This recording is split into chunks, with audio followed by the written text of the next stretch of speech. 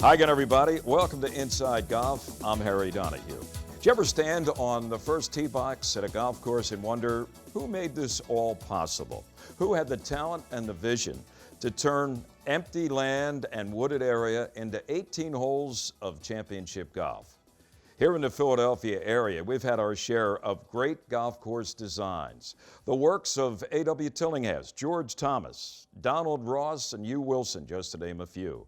And even today, we have some great venues, some newer golf courses designed by some great architects. And at the top of that list is Rees Jones. Rees's father, Robert Trent Jones, was a noted golf course architect of the past. After graduating from Yale and Harvard, Rees decided to follow in his father's footsteps. Coming up on Inside Golf, we'll take a look at one of his creations here in the Philadelphia area. He's created more than 100 golf courses around the world, and Lookaway Golf Course in Buckingham, Bucks County is one of them. Also ahead on Inside Golf today, Dr. Robert Good from the Rothman Institute. Lilo Mackey will introduce us to Dr. Good and some tips he has for playing golf in cold weather. It's coming up next right here on Inside Golf. Inside Golf, presented by Destination Montco Golf. 54 courses, 300,000 yards. Check them out at montcogolf.com. By Jersey Man Magazine, it's a Jersey way of life, and Philly Man Magazine, bringing it to Broad Street. And by the Philadelphia Section PGA, experts in the game and business of golf. Along with being stewards of the game of golf, your local PGA professional wears many hats. We are teachers. We are players. We are managers. We are merchandisers. And community leaders. But we all wear one badge. PGA professionals are well-trained experts who work hard to share the joy of golf with our neighbors for over 90 years. To find your local PGA professional, visit phillypga.com. Brought to you by the Philadelphia section of the PGA. We are the experts in the game and business of golf. The first tee teaches you golf, but they also teach you life skills. We learn things you can use everywhere, every day. Like how to meet people you don't know. I'm Nicholas. It comes in handy on your first day of school. Or interviewing for a job. Thank you. Some of the best golf lessons have very little to do with golf. The life skills young people learn at the first tee stay with them long after they leave. Visit thefirsttee.org to learn more. Hi, I'm Janie. Let's play some golf.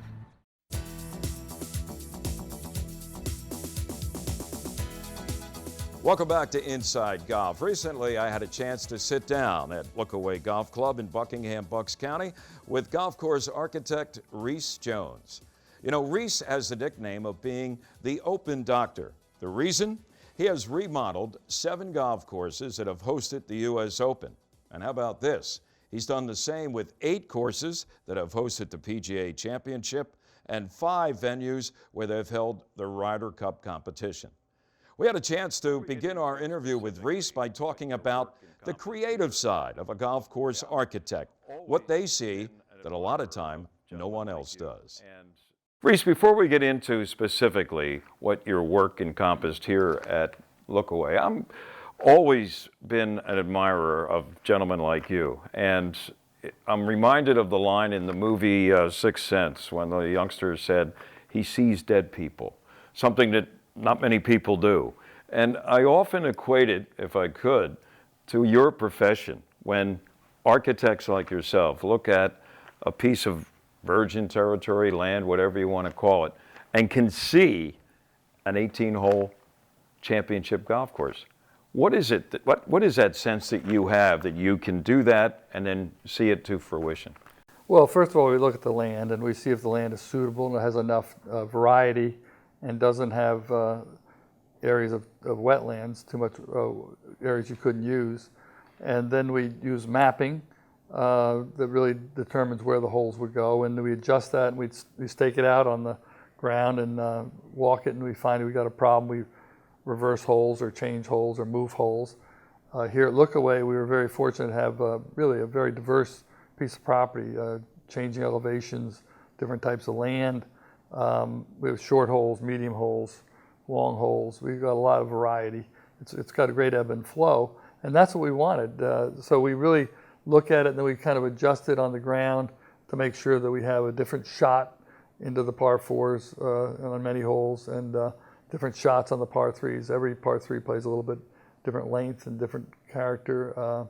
So it's, and I think looking at dead people, we got our ideas from George Crump and Hugh Wilson and Ross and Tillinghast and McKenzie, and to some degree we get a lot of ideas from seeing those golf courses and playing courses like Marion Pine Valley. And our Marion hole here is the 7th hole, and our Pine Valley here is the 18th. So you drew on the experiences of those two holes and tried to incorporate them, not exactly tailor-made, but there are resemblances. Right, the idea. Yeah. You, of course, grew up, your father was a golf course architect. Not many people have that opportunity either, and a noted international one at that. When did you realize you wanted to follow your father's footsteps and become a golf course architect? Well, my mother wanted me to have a liberal arts education because she really believed that you shouldn't get too into your profession, because your life is better if you have a variety of interests. And so I went to Yale thinking I could beat the world in anything I chose, and then realized that I kind of love what my father did. We'd go on vacations with him to the Dunes Club in Myrtle Beach or Ponte Vedra, Florida, and meet his clients and walk the sites with my dad. And so I really kind of realized that I loved what he did, and I wanted to do the same thing. Back in 1963, when I graduated from Yale, golf course architecture wasn't as lucrative as it is today. It wasn't until some of the pros got into the business and jacked up the prices. The Palmers and the Nicklases, right, and the Players, et cetera. Jacked up the prices that it became a little more lucrative. But those of us that went into the business in the 60s really did it for the love of the game. What was your first project when you were like on your own? I guess the first project that I did by myself was a place called Arcadian Shores in Myrtle Beach, South Carolina. And it was right next to the Dunes Club, so that was one of my father's famous golf courses, and so I was sort of competing with him at Arcadian Shores, and then it made the top 100 list along with the Dunes Club, which was really a very important part of my career. And then I guess the courses that catapulted my career were when I redid the Country Club at Brookline for the 1988 US Open. I did Pinehurst number 7 to get a course in the Pinehurst rotation was quite an achievement, and turned out to be a pretty good golf course on probably the most rugged site at Pinehurst. And Hague Point on Defusky Island, South Carolina, and then it all kind of mushroomed in the boom time. You have the, I don't know who dubbed it, the Open Doctor title, meaning courses that were venues for U.S. Opens you may have tinkered with and restored to some degree. Do you remember who gave you that title? Were some newspaper guy? Sure. My father had the moniker to begin with. And then when I redid Baltusrol, George Pepper of Golf Magazine dressed me up in physician's garb. Yeah, surgical physician garb, and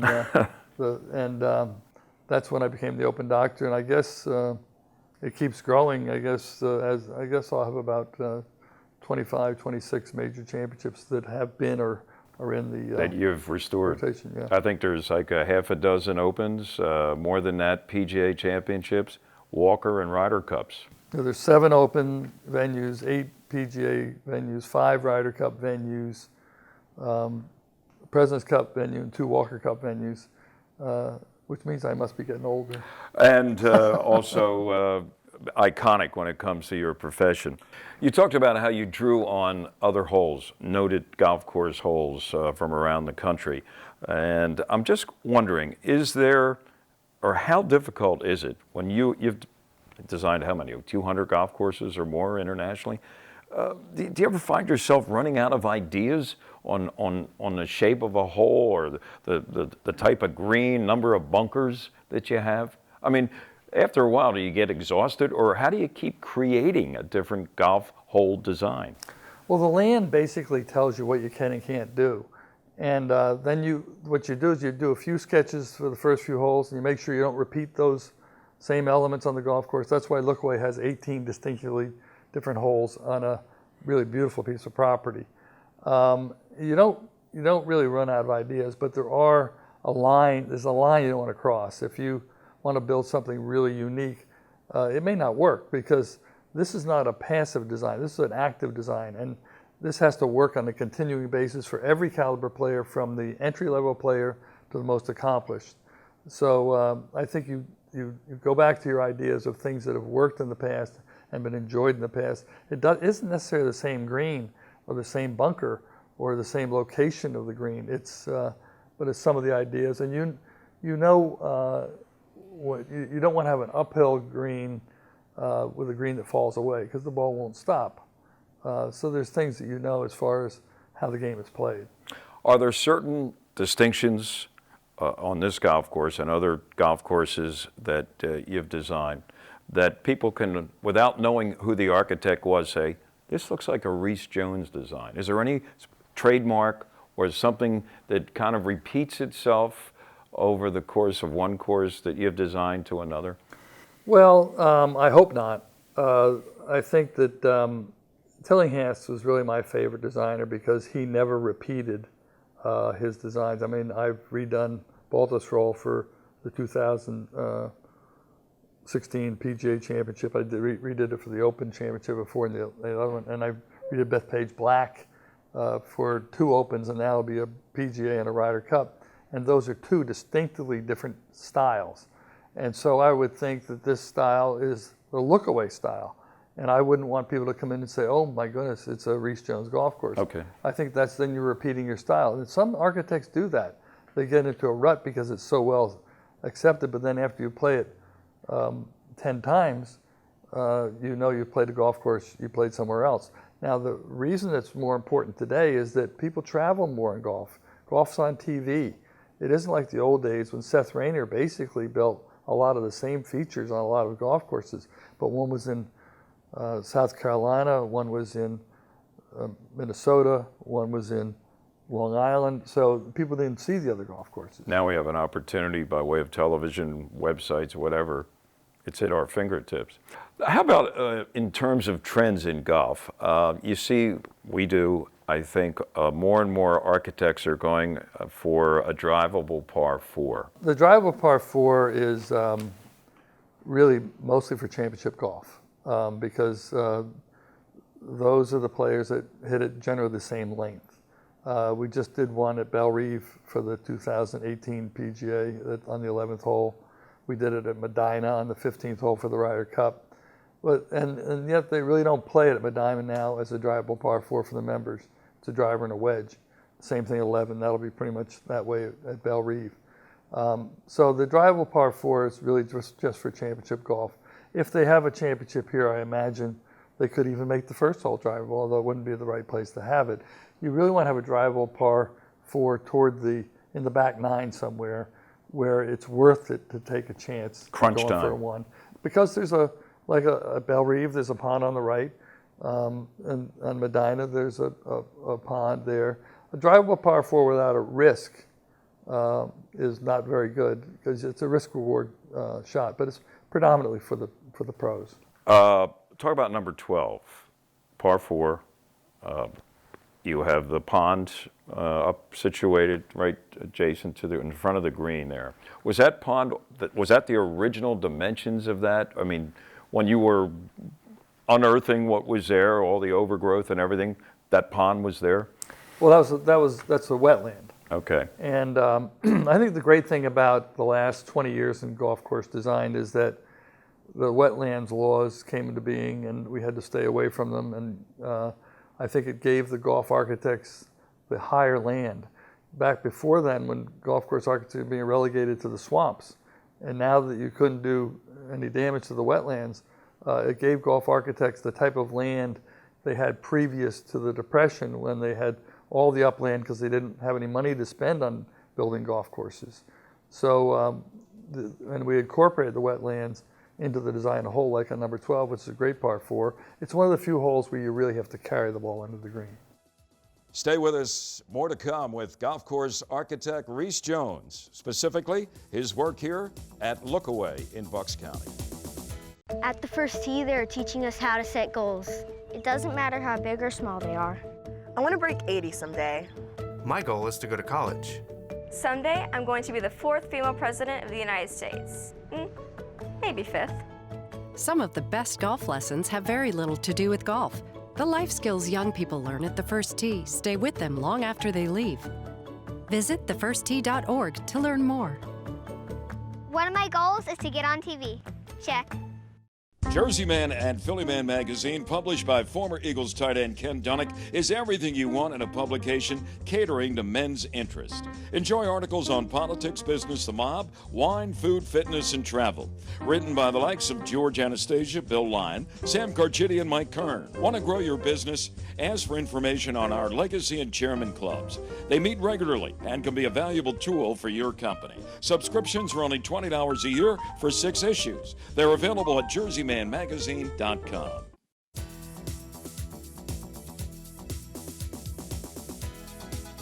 Welcome back to Inside Golf as we continue now with an interview with Rees Jones, the golf course architect, and specifically his creation here at Lookaway Golf Club in Buckingham. Are there any favorites for Rees Jones among the 18 holes that you designed here? I get asked that question all the time. I'm sure you do. Or what's the signature hole? Or I think if you really just go through this golf course, this is a signature golf course. And I mean, you get down to 16 and 17, you feel like you're somewhere different.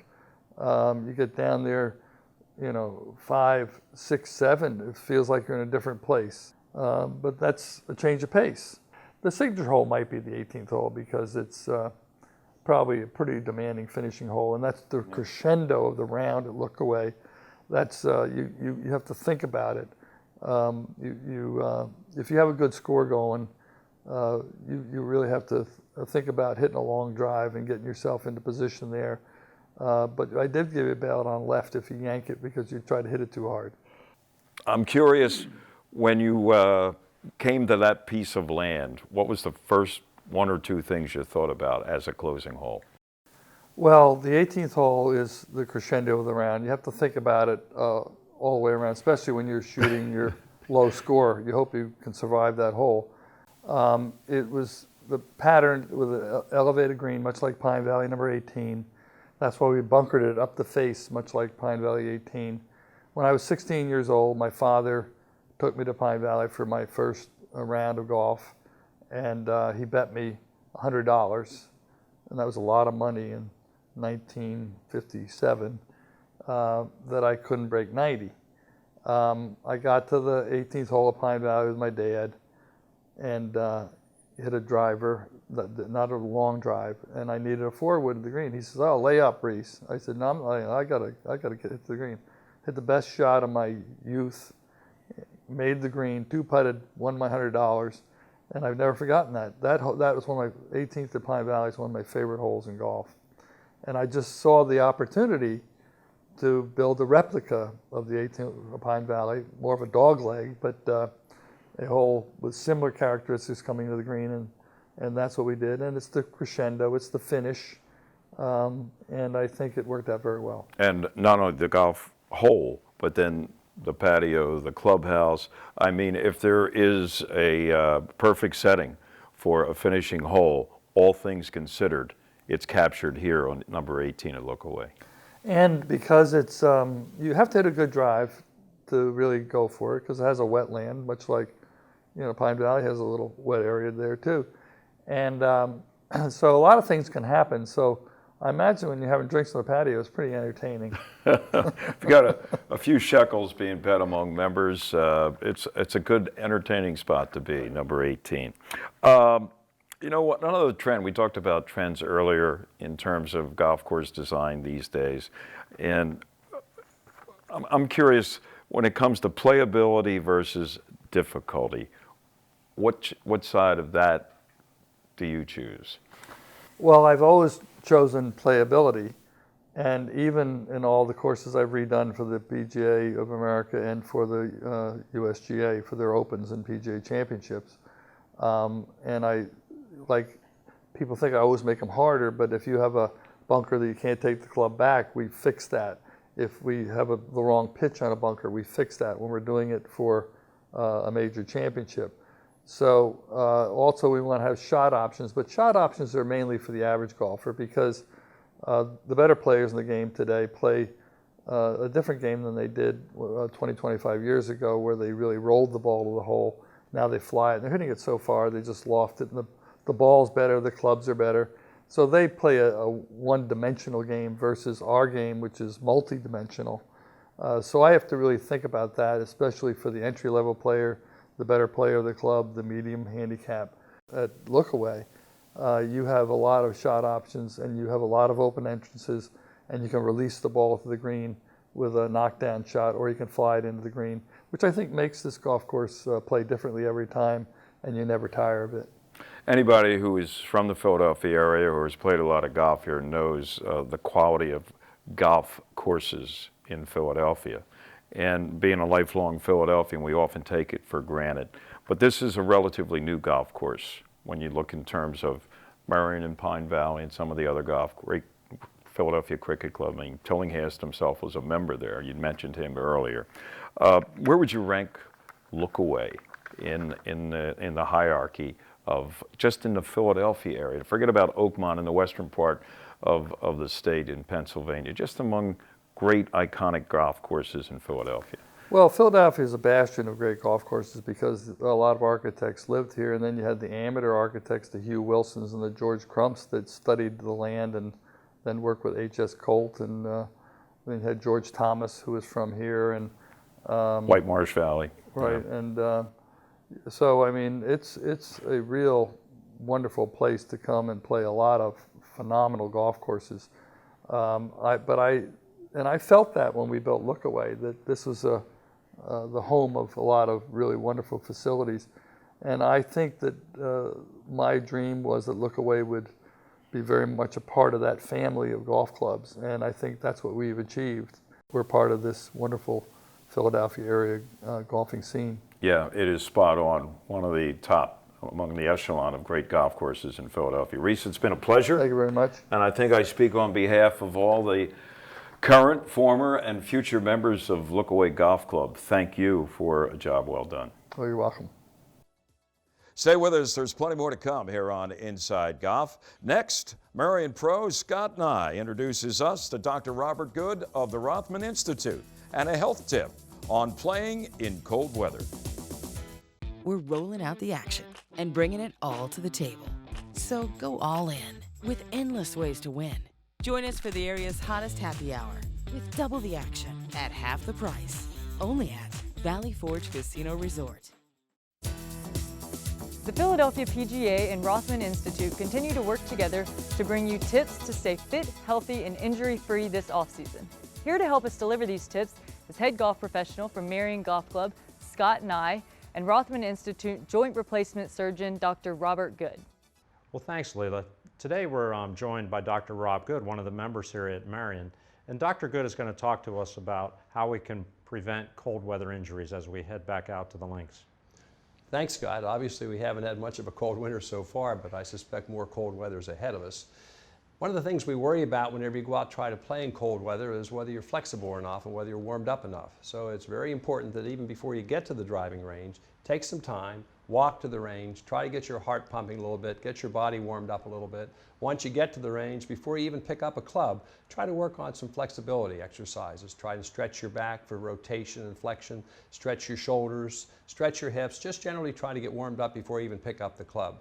Scott, what about once you pick up the club? Well, Dr. Good, what I would do then is go to the range, and I would hit a series of swings with about a 3/4 backswing and maybe a 3/4 follow through. I would not try to make a full swing right away. So I would couple that with what you said about getting ready before you get there, then warm up with some easier shots to hit where you're not going full speed. Once you get to that point, then you can maybe make a bigger, larger swing where you're not going to get hurt as easily.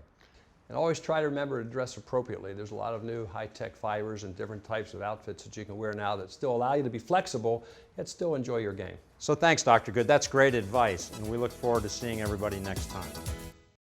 We're rolling out the action and bringing it all to the table. So go all in with endless ways to win. Join us for the area's hottest happy hour with double the action at half the price. Only at Valley Forge Casino Resort. Jersey Man and Philly Man magazine, published by former Eagles tight end Ken Dunnick, is everything you want in a publication catering to men's interest. Enjoy articles on politics, business, the mob, wine, food, fitness, and travel.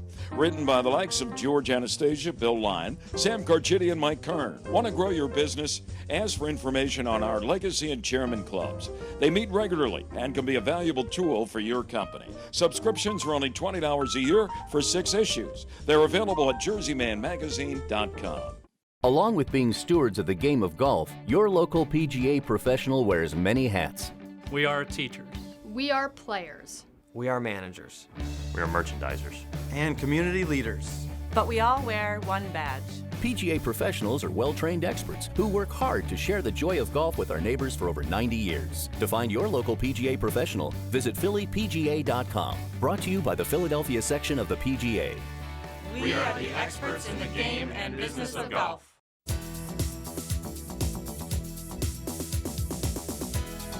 Well, that's going to do it for this week's edition of Inside Golf. I hope you enjoyed our conversation with Rees Jones, and our thanks to all the folks here at Lookaway Golf Club in Buckingham, Bucks County.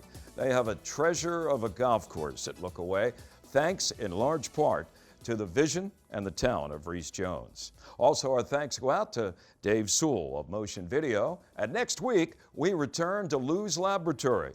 We'll be with Lou Guzzi, former Teacher of the Year, and see what he is doing to get us through the winter in his laboratory. I'm Harry Donahue. Remember, no matter how bad it's going for you out there, don't pick up. Enjoy wintertime golf, and see you next week on Inside Golf. Inside Golf, presented by Destination Montco Golf. 54 courses, 300,000 yards. Check them out at montcogolf.com. By Jersey Man Magazine, it's a Jersey way of life, and Philly Man Magazine, bringing it to Broad Street. And by the Philadelphia Section PGA, experts in the game and business of golf.